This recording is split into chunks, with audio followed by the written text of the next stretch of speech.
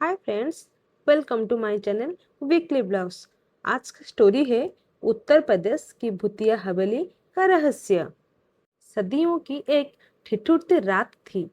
चारों ओर घना कोहरा फैला हुआ था और चांदनी भी धुंध में छिपी हुई थी। उत्तर प्रदेश के एक छोटे से गांव में एक पुरानी और वीरान हवेली थी, जिसे लोग सफेद हवेली कहते थे। इस हवेली के बारे में भयानक कहानियां प्रचलित थी। कहते हैं वहां रात के समय अजीबोगरीब आवाजें आती थी और जो भी वहां रात बिताने जाता वो कभी लौटकर नहीं आता। रवि एक नौजवान पत्रकार इस हवेली की सच्चाई जानने के लिए गांव आया था। उसे अंधविश्वासों में विश्वास नहीं था और वो अपने चैनल के लिए एक सच्ची स्टोरी बनाना चाहता था। गांव वालों ने उसे बहुत समझाया, लेकिन वो नहीं माना। आखिरकार कैमरा और टॉर्च लेकर रवि उस हवेली में घुस गया। हवेली में कदम रखते ही एक अजीब सा ठंडक महसूस हुई। दीवारों पर पुरानी पेंटिंग्स थी, जिनके चेहरे रहस्यमय तरीके से रवि को घूरते हुए प्रेरित हो रहे थे। फर्श पर धूल की मोटी परत जमी थी और कोने में मकड़ी के जाले लटके हुए थे। रवि ने अपने कैमरा ऑन किया और धीरे धीरे हवेली के अंदर की चीजों को रिकॉर्ड करने लगा।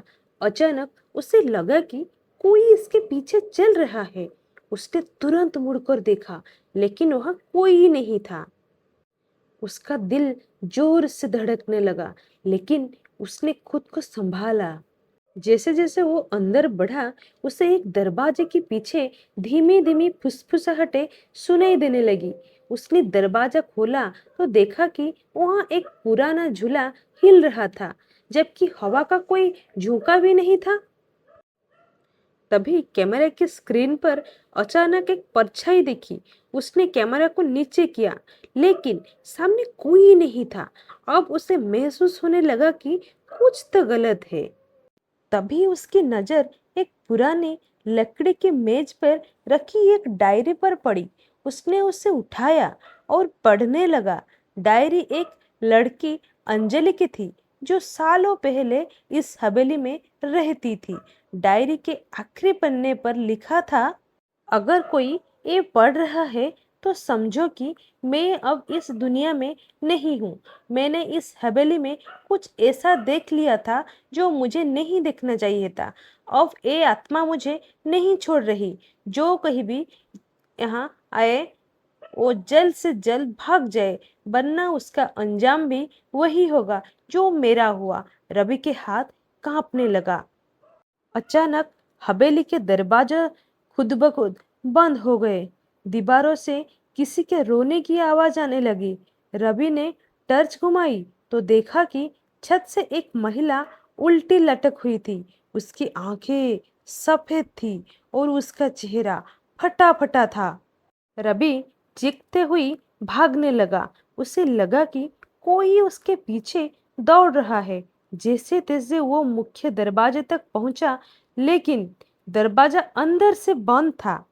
तभी उसकी टॉर्च बंद हो गई और पूरा माहौल अंधेरे में डूब गया।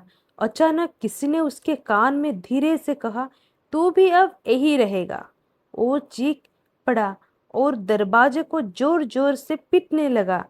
सुबह गांव वाले जब हवेली पहुंचे तो रवि बेहोश पड़ा था। जब वो होश में आया तो उसकी आंखें डर से फटी हुई थी। उसने तुरंत गांव छोड़ दिया, फिर कभी उस हवेली का नाम भी नहीं लिया। कुछ दिनों बाद गांव वाले ने हवेली को पूरी तरह से तोड़ दिया, ताकि कोई और उसकी चपेट में ना आए।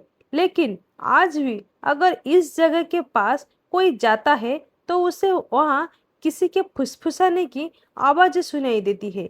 क्या वो आत्मा अब भी वही है, ये कोई नहीं जानता। Moral of the story is, हमें रवि की तरह हमेशा अपनी जिद नहीं करनी चाहिए, दूसरों को भी सुननी चाहिए।